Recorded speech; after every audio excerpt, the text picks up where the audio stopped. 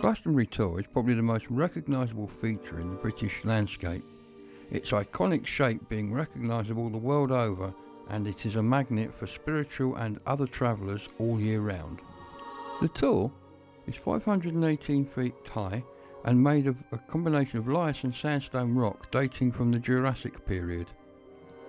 The size of the Tor has 7 terraces or lynchets, for which there are various explanations.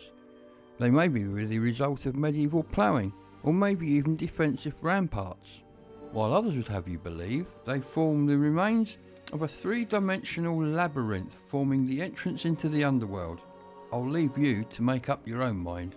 Flint tools date the earliest occupation of the Tor to the Neolithic period, while archaeological excavations in the mid-60s undertaken by Philip Raats showed that there was evidence of occupation between the 5th and 7th century. During Saxon and early Norman times, there were at least 4 buildings on the Tor, forming part of what was possibly an early Christian hermitage. The first church on the Tor, made of wood and dedicated to St Michael, went up in the 11th or 12th century, with the aforementioned archaeological dig in the 60s finding wooden post holes. However, this all went south on the 11th September 1275 between 1 and 3 in the morning, when the south of England was hit by a huge earthquake, measuring between 7 and 8 on the Richter scale. It is believed the epicentre was somewhere between Portsmouth and Chichester, and it was felt as far away as London, Canterbury, Wales and the Midlands. Many buildings were destroyed in this earthquake, including St Michael's on the top of the Tor. A second church dedicated to St Michael, this time built of local sandstone, was built by Adam of Sodbury. It is likely that St Michael's was a daughter house of Glastonbury Abbey at this time. The church survived until 1539, when except for the tower the building was destroyed as part of the dissolution of the monasteries.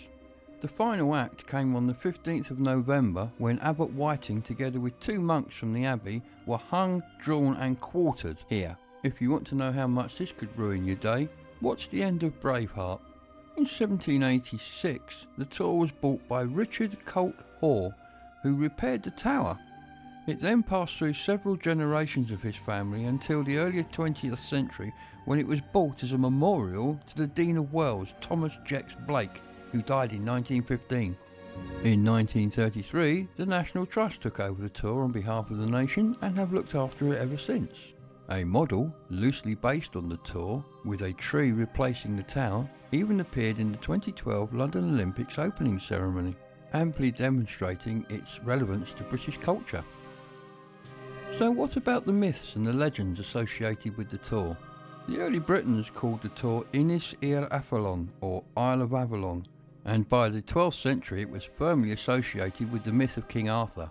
Also, Joseph of Arimathea supposedly buried the Holy Grail at the foot of the Tor, thus ensuring years of tourist income. With the 19th century resurgence of Celtic mythology, the Tor became associated with Gwyn ap Nudd, who is the Lord of the Otherworld and King of the Fairies. Yet another myth associated with the Tor is the Glastonbury Zodiac. This is a zodiac of gargantuan proportions, carved into the landscape along hedgerows and trackways, in which the Tor is Aquarius. Some say this is 5,000 years old, but with much of the land it covers being submerged as recently as 800 years old, we can take that with a pinch of salt. So there you have it, the history of the Tor in 5 minutes. I hope you enjoyed this skipping stone through time. If so, please subscribe, like, etc, and I look forward to seeing you on the next video. Bye.